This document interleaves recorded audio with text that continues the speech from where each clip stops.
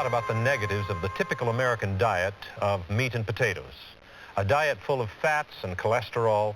And recently, the Beef Council has taken the initiative in trying to convince us that beef is not so bad after all. What do you think about that, John?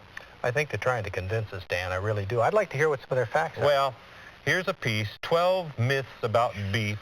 And let me just give you the first one here. It says, myth, beef is high in cholesterol. And it goes on to compare it with lots of other kinds of meat, like roast chicken is even higher in cholesterol than is beef. Are they not telling us the truth?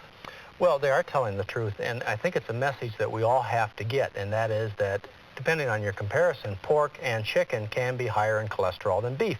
But here we're talking about beef being 73 milligrams of cholesterol for 3.5 ounces, and chicken being 74 milligrams, and maybe pork being 79. In other words, what they're telling us, Dan, is all these meats are essentially the same in their cholesterol level. And so many Americans out there, they believe that if they switch from beef and pork to, say, chicken and fish, they're lowering their cholesterol content in their diet, and they're not. So I have to thank the beef industry for pointing that out.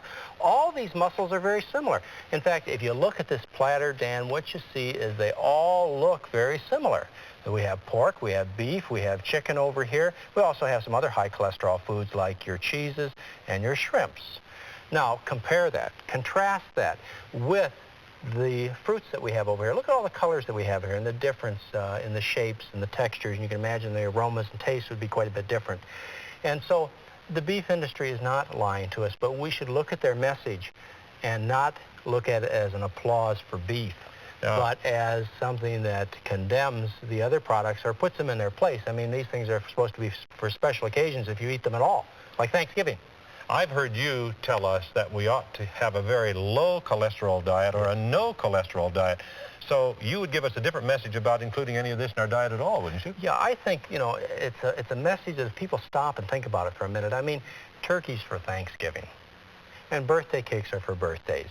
And really, beef and pork and chicken and a lobster dinner should be for a very special occasion if you're going to have it at all. But you know something? I bet if you go around and ask people, you will find that most people have feasted enough for a lifetime. And they could take a break on feast for a while. Now, are you telling me that you would say turkey for Thanksgiving? Well, maybe you want it for Christmas too, and a lot of other. Maybe you have a lot of treats, though.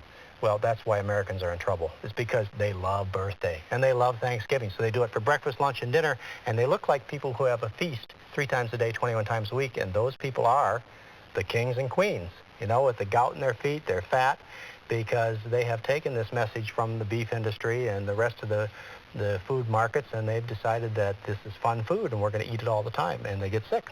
Well, John, you've given us a lot of food for thought, and I'm sure our viewers are going to give some careful consideration to the counsel you have shared with us.